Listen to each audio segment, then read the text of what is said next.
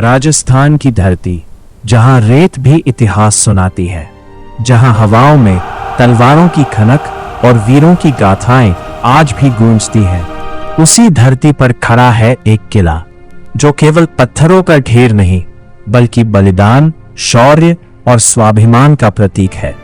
यह है चित्तौड़गढ़ का किला, भारत का सबसे विशाल किला, एक ऐसा किला जिसने 3 बार जौहर देखा और अनगिनत वीरों का बलिदान अपनी आंखों से देखा। आज हम जानेंगे चित्तौड़गढ़ किले की पूरी कहानी, शुरुआत से अंत तक। इतिहासकारों के अनुसार चित्तौड़गढ़ किले का निर्माण 7वीं शताब्दी में माना जाता है। कुछ मान्यताओं के अनुसार इसका संबंध मौर्य वंश से भी बताया जाता है। कहा जाता है कि इसका नाम चित्तरंग मौर्य के नाम पर पड़ा, जिसके कारण इसका नाम पड़ा चित्तौड़।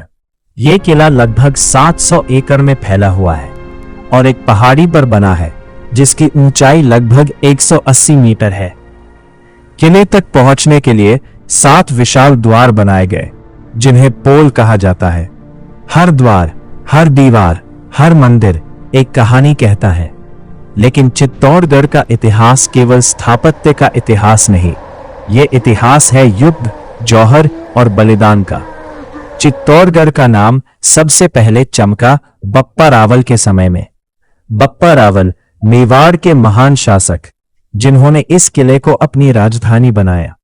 उन्होंने न केवल किले को मजबूत किया बल्कि मेवाड़ को एक शक्तिशाली राज्य बना दिया।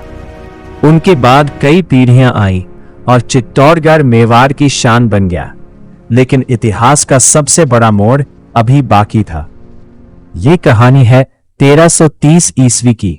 दिल्ली का सुल्तान अलाउद्दीन खिलजी, जो पूरे भारत को जीतना चाहता था, लेकिन उसकी नजर केवल चित्तौड़ पर नहीं थी बल्कि रानी पद्मिनी की सुंदरता पर थी। कहा जाता है कि रानी पद्मिनी इतनी सुंदर थीं कि उनकी सुंदरता की चर्चा दूर दूर तक होती थी। राणा रतन सिंह ने वीरता से युद्ध किया, लेकिन खिलजी की सेना बहुत बड़ी थी। जब हार निश्चित दिखने लगी, तब चित्तौड़गढ़ में हुआ पहला जौहर। हजारों महिलाओं ने अग्निकुंड में कूदकर अपनी जान दे दी ताकि दुश्मन उन्हें छू भी न सके, और राजपूत वीरों ने साका किया, केसरिया बाना पहनकर अंतिम युद्ध लड़ा और वीर गति प्राप्त की। यह केवल युद्ध नहीं था, यह स्वाभिमान की रक्षा थी। समय बदला और चित्तौड़गढ़ फिर से मेवाड़ के हाथों में आया। फिर आए राणा कुंभा। उनका समय चित्तौड़गढ़ का स्वर्ण युग माना जाता है। उन्होंने कई मंदिर बनवाए, महल बनवाए और बनवाया विजय स्तंभ। विजय स्तंभ जो आज भी चित्तौड़गढ़ की पहचान है। यह स्तंभ मालवा के सुल्तान पर विजय की याद में बनाया गया था। 9 मंजिला यह स्तंभ आज भी वीरता की कहानी कहता है। चित्तौड़गढ़ केवल युद्धों का गवाह नहीं, यह भक्ति का भी केंद्र रहा है। यही रही मीराबाई, राजघराने की बहू लेकिन दिल से कृष्ण की भक्त। उन्होंने दुनिया की परवाह नहीं की, सिर्फ अपने भगवान को चुना। उनका मंदिर आज भी चित्तौड़गढ़ में मौजूद है, जहां आज भी लोग भक्ति से सिर झुकाते हैं। इतिहास में कुछ बलिदान ऐसे होते हैं जो सुनकर रोंगटे खड़े हो जाते हैं। पन्ना धाय का बलिदान ऐसा ही था। जब बनवीर ने राजकुमार उदय सिंह को मारने की साजिश रची, तब पन्ना धाय ने अपने बेटे को उदय सिंह की जगह सुला दिया और बनवीर ने उस मासूम बच्चे को मार दिया। एक मां ने अपने बेटे की बलि दे दी ताकि मेवाड़ का भविष्य बच सके। ऐसा बलिदान इतिहास में बहुत कम देखने को मिलता है। 1566 ईस्वी मुगल सम्राट अकबर ने चित्तौड़गढ़ पर हमला किया। ये युद्ध बहुत भयानक था। राजपूत वीरों ने पूरी ताकत से लड़ाई लड़ी, लेकिन मुगल सेना बहुत विशाल थी। जब हार निश्चित हो गई, तब हुआ दूसरा जौहर। हजारों महिलाओं ने अग्नि में कूदकर प्राण त्याग दिए और राजपूतों ने अंतिम युद्ध लड़ा, मृत्यु तक लड़ा। चित्तौड़गढ़ फिर गिर गया, लेकिन उसकी आत्मा नहीं टूटी।